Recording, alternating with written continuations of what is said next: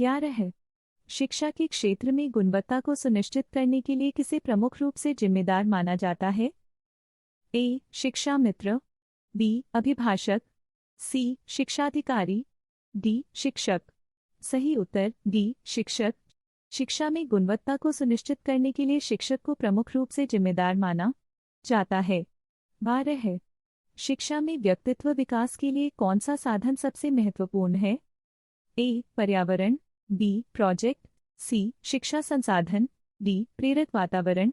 सही उत्तर डी. प्रेरक वातावरण। शिक्षा में व्यक्तित्व विकास के लिए प्रेरक वातावरण सबसे महत्वपूर्ण होता है। 13 सृजनात्मकता का सर्वाधिक महत्वपूर्ण दौर किस आयाम की ओर प्रवृत्त करता है?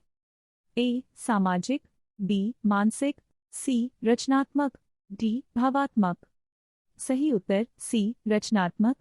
सृजनात्मकता का सर्वाधिक महत्वपूर्ण दौर रचनात्मक दौर होता है, जिसमें विद्यार्थी स्वतंत्रता से सोचने और नए विचारों को बनाने का अवसर प्राप्त करते हैं। 14 शिक्षा की स्वर्णिमार मानी जाती है?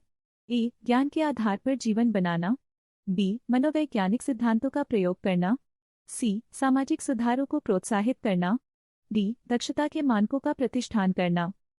सही उत्तर ए. ज्ञान के आधार पर जीवन बनाना। शिक्षा की स्वर्णिम आड़ में शिक्षा के जरिए ज्ञान के आधार पर जीवन बनाने की प्रक्रिया को समाविष्ट किया जाता है। 15 शिक्षा की विदेशी धाराएं भारतीय शिक्षा के लिए सबसे उपयोगी हैं? ए. अंतर्राष्ट्रीय संपर्क, बी. विदेशी भाषा सीखना, सी. विज्ञान और प्रौद्योगिकी, डी. नई विचारधाराएं। सही उत्तर सी. विज्ञान और प्रौद्योगिकी।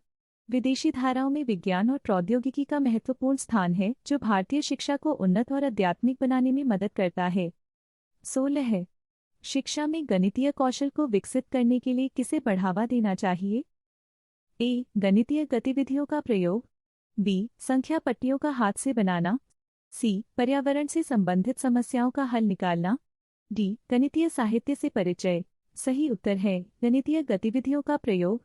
गणितीय कौशल को विकसित करने के लिए छात्रों को गणितीय गतिविधियों का प्रयोग करना चाहिए। 17 निम्नलिखित में से कौन सा शिक्षण पद्धति शैक्षणिक गतिविधियों को संरचित करने के लिए उपयोगी है? ए. Lecture, B. छात्र संगठन, सी. पर्यवेक्षण, डी. निबंध लेखन। सही उत्तर सी. पर्यवेक्षण। शैक्षणिक गतिविधियों को संरचित करने के लिए पर्यवेक्षण एक उपयोगी शिक्षण पद्धति है। शिक्षा में नवाचारों का आविष्कार किसे संकेत करता है? ए. सामान्य ज्ञान, बी. पूर्वजों के अनुभव से, सी. शिक्षा विज्ञान, डी. शिक्षा साहित्य। सही उत्तर बी. पूर्वजों के अनुभव से। नवाचारों का आविष्कार पूर्वजों के अनुभव से होते हैं। शिक्षा विज्ञान उन्हें अध्ययन करता है और उन्हें शिक्षा प्रक्रिया में शामिल करता है। 19 समावेशी शिक्षा के माध्यम से किसे प्रदान किया जाता है?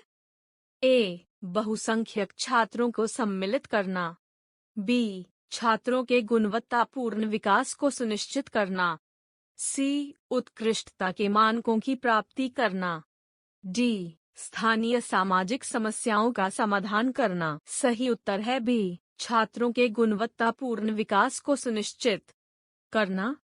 समावेशी शिक्षा छात्रों के गुणवत्तापूर्ण विकास को सुनिश्चित करने के लिए प्रदान की जाती है, जिसमें सभी छात्र समान रूप से शिक्षा के अवसरों का लाभ उठा सकते हैं।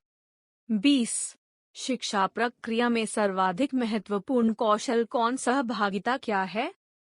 ए. प्रश्न पूछना और प्रश्नों का उत्तर देना, बी. उचित संवाद निर्माण करना, सी. संबंध बनाने की क्षमता, डी. अभिभाषण करने की क्षमता। सही उत्तर सी. संबंध बनाने की क्षमता। शिक्षा प्रक्रिया में सर्वाधिक महत्वपूर्ण कौशल संबंध बनाने की क्षमता होती है, जो छात्रों को अपनी भावनाओं को संवेदनशीलता के साथ व्यक्त करने और अन्यों के साथ मिलवट लाने की क्षमता प्रदान करती है।